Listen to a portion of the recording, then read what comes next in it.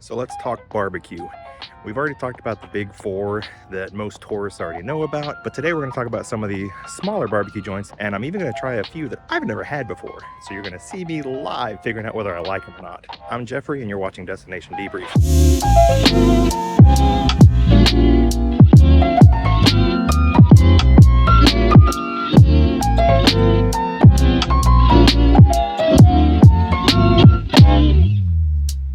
So you want some barbecue, you've already had the big four. So your Casey Joe's, your Gates, your Arthur Bryant's, your Jack Stack.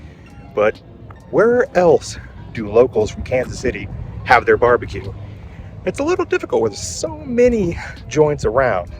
Well, we're going to try out a few of them and show you where some locals eat, starting with Char Bar. Opened in 2014 with pitmaster Mitch Benjamin, the owners of Char Bar have referred to the restaurant as a Southern-inspired smokehouse. But how's the food? So their cornbread muffins come with a butter jalapeno jam, I think it was. Some kind of a spicy honey sauce. Crumbling and falling apart on me. Chive butter is interesting. I'm always a fan of some good cornbread, and these cheddar jalapeno cornbread is pretty good. Everything they bring you that you can put on the little corn muffins here. This jam is probably the best. That spicy honey sauce jumps up and smacks you in the face. Right. One more slap in the face.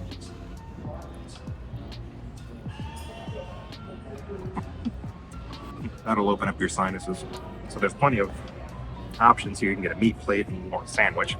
I got the CBGB burger, which is their brisket turned into a burger patty with bacon, and I chose to get the optional fried egg on top of it. We also need to put some sauce on here, and my preferred is the Meat Mitch naked barbecue sauce that they have here. Alright, now of course here's probably going to be the messy part. Of course it's messy, and that's why you need napkins. Never expect to have clean hands when you're eating barbecue, but it's like a happy marriage between getting a good burger and having some barbecued brisket, because that's exactly what the patty's made out of. It. You bite into it, and it immediately crumbles in your mouth because of the brisket, and it's misleading because you think you're gonna have this, beefy burger taste, and it's barbecue brisket. It's fantastic.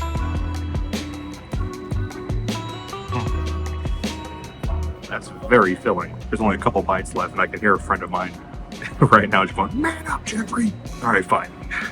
I'll man up. That perfect marriage of barbecue and cheeseburger. But in the interest of trying new things, I'm going to go to one that I've heard great things about. I've had their barbecue sauce before, but I've never had their barbecue. I'm going to try the Southern Comfort. No pickles. You can do jalapenos, though. I'll try your cheesy corn. It doesn't have the meat in it, what Jack Stack does, and their cheesy corn. But it's still pretty good. I've had their sweet sauce before, but I've never had their spicy sauce. Different. It's like a sweet but a spicy, but it hits you real hard in the back of the throat. Drizzle some of the sweet on here, and I'm gonna add some of the hot too. It's a huge sandwich. Let me isolate some of this pork from this front pork. Not too tough. It's not mushy. Bite into it and it just kind of falls apart in your mouth. I get why people are liking slaps a lot. I don't think this is probably the best thing they have to offer. I'll have to come back and try again and see what the most popular item on the menu is. Slaps, which stands for Squeal Like a Pig, funny enough, started as a barbecue competition circuit group, as many barbecue restaurants in Kansas City did, and eventually became Slaps Barbecue. And while I was talking about the pulled pork at first, that it's not bad, but it's kind of hiding the taste behind the bun, I think Slaps has another reason for being called Slaps, because before I knew it, I had finished that whole sandwich and I enjoyed it more with each bite. So it literally walked up, slapped me in the face, and be like, "You're gonna like me." Long story short, this may be the first time, but it will not be the last time I visit Slaps Barbecue. Let's check out another favorite to KC locals. Q39 opened its doors in 2014 after their late founder, Chef Rob McGee, spent over a decade on the championship barbecue circuit with his team, the Munchin Hogs. After winning several awards, Q39 was born. And this is Kansas City barbecue with a twist, as they pair their competition-style techniques with chef-driven concepts for a next-level barbecue experience. Oh wow, shrimp's got a nice char on it. It's got a spice that hits you after a minute.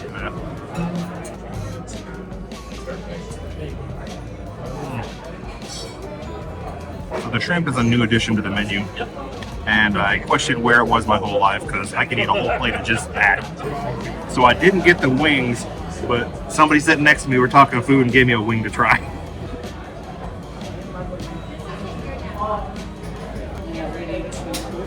The sauce is what makes the wings. I liked char on the shrimp. It's a great addition to the menu that they didn't have before. Char on the wing kind of sticks out a little bit, but then as soon as the sauce hits you, it's not bad either. It kind of builds on you. It gets better with each bite. Now it's time for some ribs, brisket, and burnt ends. All right, I've never actually had the ribs here, but I was told that I had to try them by the waiters. They're good, but I think there's a reason that Arthur Bryant's is still kind of the king of ribs. I wouldn't say don't order the ribs, but if you're really in the mood for ribs, this is probably where I go.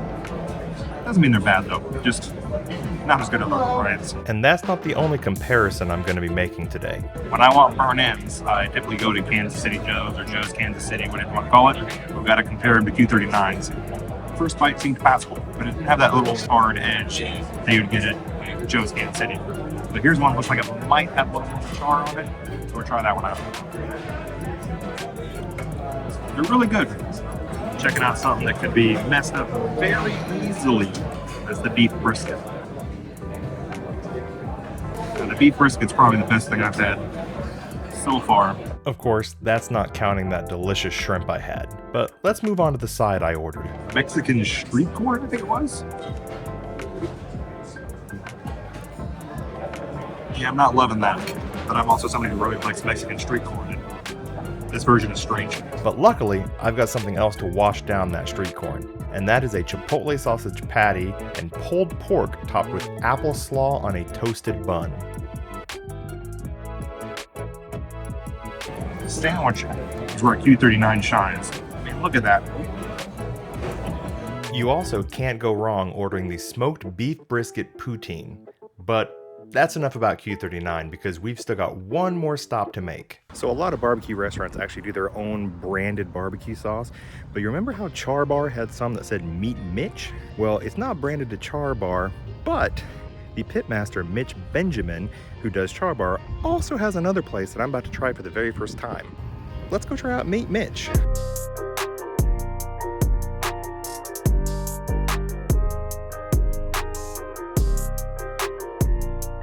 So, based on your recommendations lining up with what I was already looking at, I'm going to try the Naked and Afraid. Okay. I'm leaning jalapeno cheesy corn, but would you say that's better than the pit beans? I think the corn's my personal favorite side.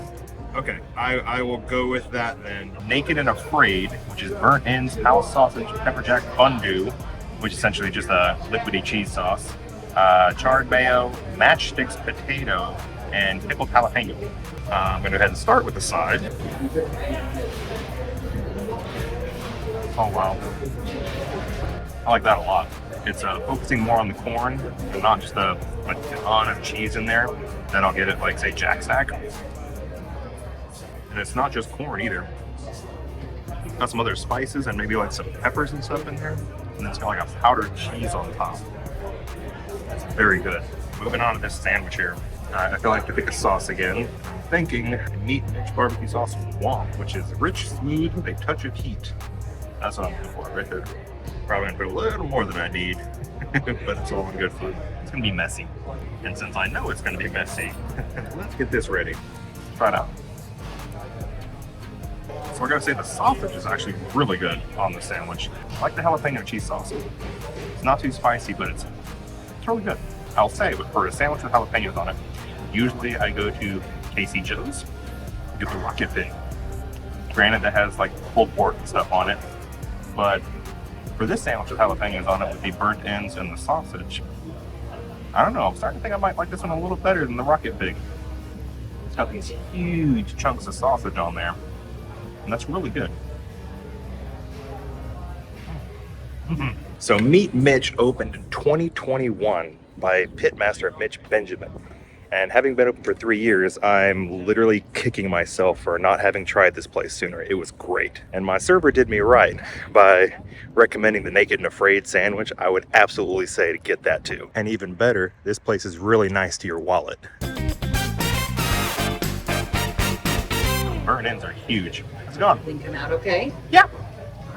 We appreciate you being here. Thank you so much. No worries, thank you.